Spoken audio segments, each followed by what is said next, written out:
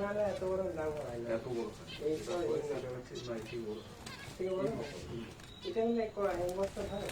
হ্যাঁ এটা ধরবে যেটা দেখা যাচ্ছে ওটা 1.5 বস্তা মাল হয়। ওটা 60 থেকে 70 দিন মাল হয়। এটা অমরুলের 40 কিলো হয়।